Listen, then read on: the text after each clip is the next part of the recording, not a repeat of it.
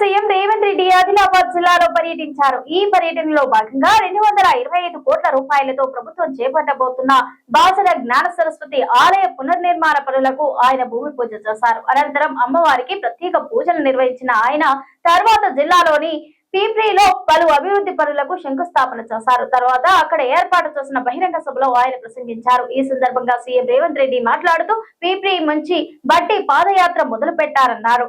Peoples March పాదయాత్రకు 3 ఏళ్లు పూర్తయ్యాయన్నారు. Telangana CM Revanth Reddy Adilabad జిల్లాలో పర్యటించారు. ఈ పర్యటనలో భాగంగా 225 కోట్ల రూపాయలతో ప్రభుత్వం చేపట్టబోతున్న బాసర జ్ఞాన సరస్వతి ఆలయ పునర్నిర్మాణాల పనులకు ఆయన భూమి పూజ చేశారు. అనంతరం అమ్మవారికి ప్రత్యేక పూజలు నిర్వహించిన ఆయన తర్వాత జిల్లాలోని పీప్రీలో పలు అభివృద్ధి పనులకు శంకుస్థాపన చేశారు. తర్వాత అక్కడ ఏర్పాటు చేసిన బహిరంగ సభలో ఆయన ప్రసంగించారు. ఈ సందర్భంగా సీఎం రేవంత్ రెడ్డి మాట్లాడుతూ పీప్రీ నుంచే బట్టి పాదయాత్ర మొదలుపెట్టారన్నారు.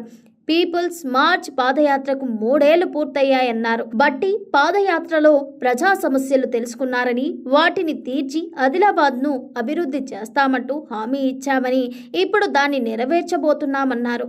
ఇప్పటికీ ఈ ప్రాంతంలో విద్య వైద్యం అందడం లేదని ఈ ప్రాంతం వెనుకబాటుకు గత ప్రభుత్వాలే కారణమన్నారు. రాజకీయాల్లో నాయకుడి పట్ల విశ్వాసం ఉండాలని ఎన్నికల్లోనే రాజకీయాలు తర్వాత అంతా కలిసి పనిచేయాలన్నారు.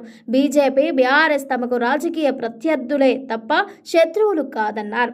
వాళ్ళు తమ దృష్టికి తెచ్చిన సమస్యలను పరిష్కరిస్తామన్నారు. గతంలో సీఎం మంత్రులు పర్యటించినప్పుడు ప్రతిపక్ష నేతలను అరెస్టు చేసేవారని కానీ తాము చేయడం లేదన్నారు.